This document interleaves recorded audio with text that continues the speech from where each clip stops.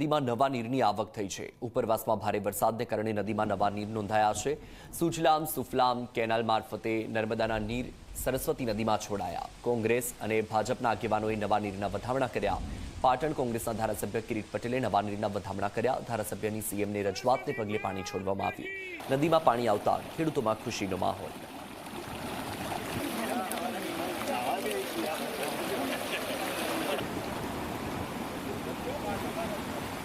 જે દિવસે સરદાર સરોવર ઓવરફ્લો થયો અને એના 9 ગેટ ખોલવામાં આવ્યા દિવસે મેં મુખ્યમંત્રીને રૂબરૂ મળી અને પત્ર લખી અને પાટણની સરસ્વતી નદીની અંદર પાણી છોડવા માટે કહ્યું હતું।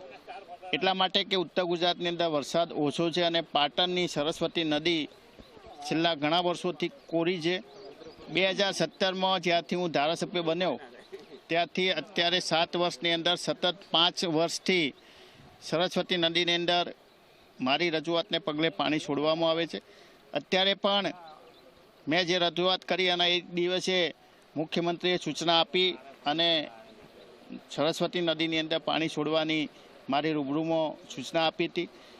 શરૂઆતની અંદર 100 ક્યુસેક પાણી છોડવામાં આવ્યું, પણ એ પાણી ઓછું હતું અને શ્રાવણ મહિનાના પવિત્ર તહેવારના દિવસે પાણી આવે એવી એટલો ફોર્સ પાણીનો હતો નહીં, એટલે મેં 4 દિવસ પહેલાં ફરીથી રજૂઆત કરેલી અને 100 ક્યુસેક પાણી વધારી અને સાતમ આઠમના દિવસે સરસ્વતી ડેમની અંદર પાણી આવે એવી મેં રજૂઆત કરી હતી। અને ખેડૂતને આ સરસ્વતી નદીમાં જે પાણી છોડાવવાનો જે અને જેણે પણ મહેનત કરી એટલે આપણા લગભગ ધારાસભ્ય કિરીટભાઈ પટેલ એમને રજૂઆત કરવા છેલ્લા 7 વર્ષથી આ સરસ્વતી નદીમાં પાણી છોડવામાં આવે છે નહેર દ્વારા, અને એ પણ આ તહેવારોના કારણથી એ તહેવારોમાં કે સાતમ આઠમ આવે ત્યારે લોકોને સ્નાન પણ કરવા મળે અને આજુબાજુ આ જે પાટણ તાલુકો।